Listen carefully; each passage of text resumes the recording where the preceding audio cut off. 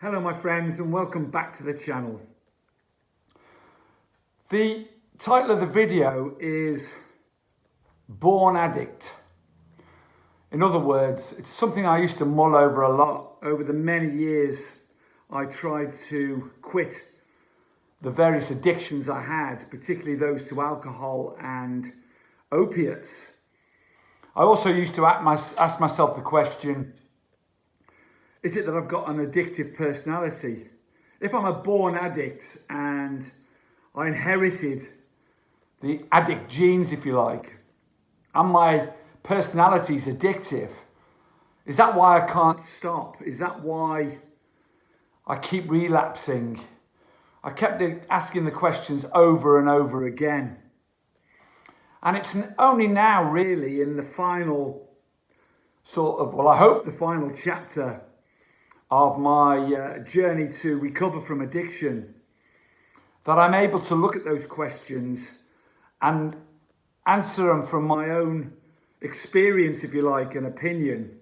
And that's what these videos are about. Before anyone starts to, everyone's entitled to their opinion, and I just base these videos on my own honesty and my own experiences over many years, documented on this channel, of trying to beat my demons, if you like, and trying to beat these addictions. And having found this path only the last couple of years, fairly recently, which has been the one that I believe is the true answer for me.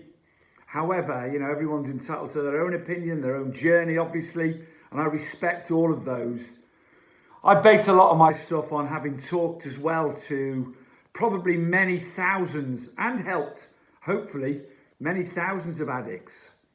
Not just opiate and alcohol addicts, but those addicted to all sorts of other types of behaviour or substances. Over the years, I've met them and we've talked and I've learned. I've always had a very open mind towards it all. But I've come to the conclusions I'm going to quickly share with you on this video.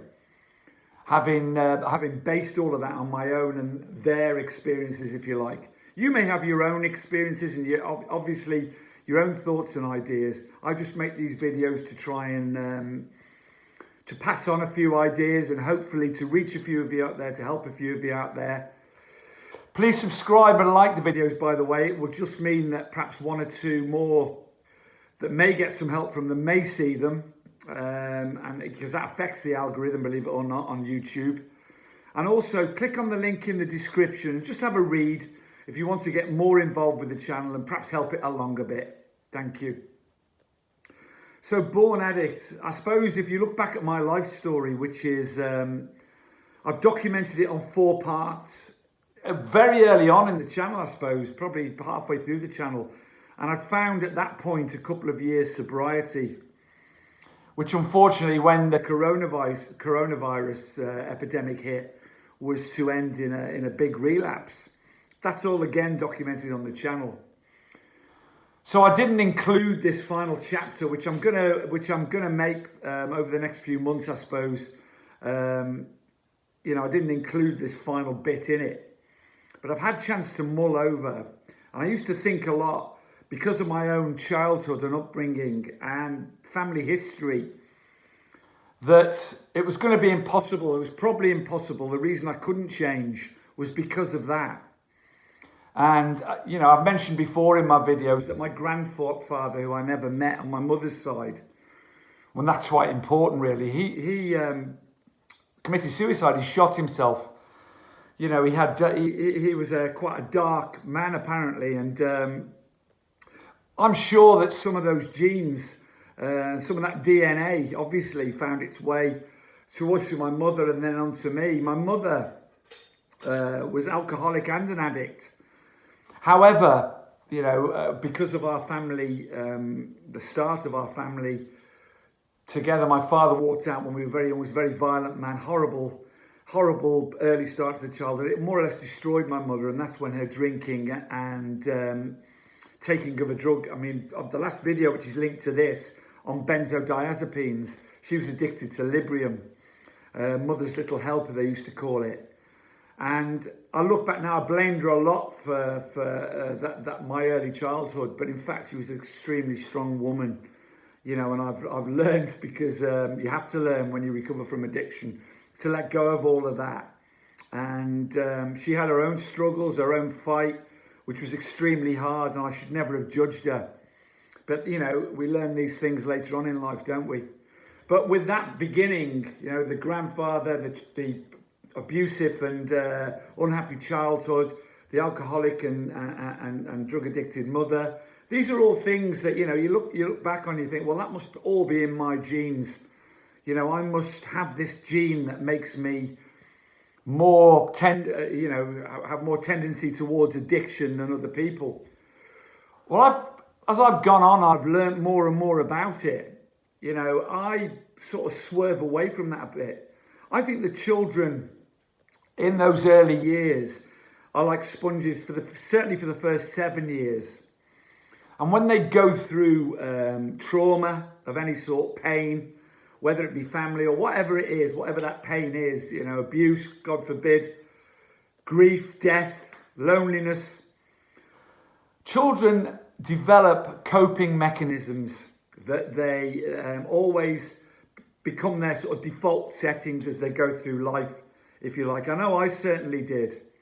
And for me, those coping mechanisms, because I was very worried, painfully shy, full of anxiety, you know, even as a young child, I remember that. But certainly into my teen years, when the hormones started raging around, I felt lonely in a crowded room. I felt different, stared at.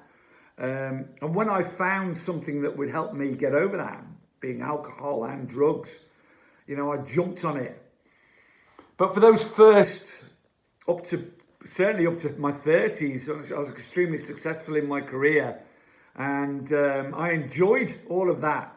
I just used the drugs and alcohol as part of my life, really, like a coping mechanism. It wasn't until the dependency came at a later date that things turned much, much darker and the mental health issues deteriorated. See, I believe really now, certainly in the modern world, that almost everyone you meet has some form of addiction of some sort, because they are many. I mean, drugs and alcohol are the ones we hear about more than any of the other, are the most seductive ones. Every human being on the planet wants to feel good. If they get a dopamine rush of any sort, want more of it. We want more of it. It's natural, you know. That dopamine rush is beautiful, and we want to encourage it, and we want more of it. The problem is that in this modern day and age, we want it instantly. And you always find, you know, with all the stress and the worries and the fear that surrounds modern living these days, people constantly want to change the way they feel. Not only about themselves, because most times, you know, certainly with social media, most people feel less worthy than others, different than others. They want to aspire to be like others. They want to consume more and more stuff to make them feel better. They want to constantly change the way they feel. Not just about the way themselves, but the way they're actually feeling and going through life. The quickest way to change the way you feel, the most seductive way, is with, usually anyway, with alcohol and drugs. But people turn to all sorts of behaviours. If we analyse it, obviously, food in particular is one. Most of the Western world is addicted to a shit diet. They're addicted because the additives in the food make them addicted. The sugar makes them addicted. The unhealthy lifestyle, but it's comfort because it gives you that dopamine release straight away, more or less. As soon as you're digesting the food, you want more and more of it constantly. Consume it. The whole world is feeling restless, irritable, and discontent. So they look for things in other behaviours. They might be addicted to sex. Oxytocin release, not just dopamine. They want to be loved. They want to be liked. You know, it's constant. They may be addicted to work, exercise. They may be addicted to gambling for that instant dopamine hit. The behaviours are endless and endless and endless. You know, addicted to wanting to look good.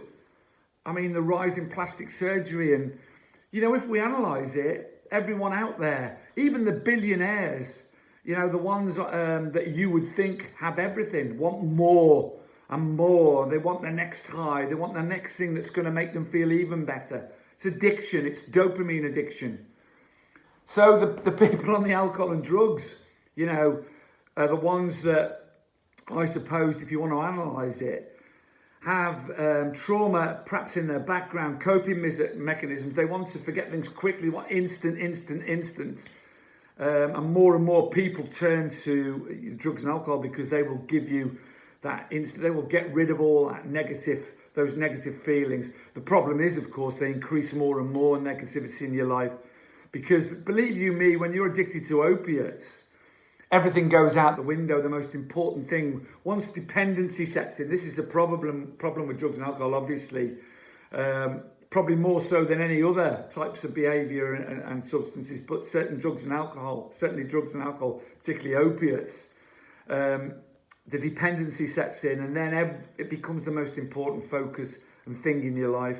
Your dignity, your self-respect, your honesty, everything goes out the window. That getting that drug becomes the most important thing in that moment all the time. More important than your children, more important than your loved ones, your friends, more important than your job, more important than your health, more important than any part of your life at all. And that's not you, that's the heroin, that's the opiates, that's the alcohol. That's the effect it has on you when you become dependent on it. So I tend to believe that most of us, you know, I may be totally wrong. I mean, there may be a gene that maybe some of us inherit that make us more prone to addiction. But I think, you know, if we focus on the fact that we're using coping mechanisms, and we need to change those coping mechanisms, because there are many much more healthier ways to get that dopamine release. We don't want to be flooding ourselves with it all the time and instant. We need to work towards it. Essentially, the meaning of life, I've found, is that there's no meaning. You have to create the meaning for your life. You have to create the purpose of your life. Create purpose. For me, my purpose, you know, I thought I'd found happiness through the careers I'd chosen, which I was extremely successful in, which gave me material awards. But where I found my real purpose, and where I found that constant, I suppose you want to call it, feeling of serenity, not all the time, because life can be shit sometimes, but constant, you know, when I'm not seeking highs and wanting to change my behaviour all the time, is with helping other people, is with passing on help to other people. And whether that may be advice or physical help or whatever it is, that's given me purpose, and that's given me, you know, in the promises in AA, it says you shall begin to know the meaning of the word serenity. And I begin to know the meaning of that because my life has found some purpose and some meaning. And I maintain my mental health these days, as those of you who watch the channel, with exercise and clean diet, mostly, with breathing, with cold water therapy, you know, all the things that help it, but most of all with connection, most of all with a peer group, which I talk about a lot on here. You know, they're all really important to me. I'm maintaining this, but helping other people and giving service is the number one for me. And I probably found that a bit late. But are we born addicts? Just my opinion again. No, I think we learn coping mechanisms. I think we want to change the way, like most of the world, we want to change the way we feel most of the time. And some of us are really unlucky to get involved with substances that we become dependent on. And then the problems really begin. But there's a way out, and this is what I want to get across from this video, because, you know, it's something we can change. Don't look for someone to rescue you. Take responsibility. You can find the way out of this. You have the path. There's only you can do it. Only you can change. Only you can find purpose. Only you can find the meaning of your life. And every one of us is different, and every one of us has a different meaning. Doesn't matter. Find peace anyway. Carpe diem, my friends. Stay strong. Make today the day you change your life. Much love to you all. Bye-bye.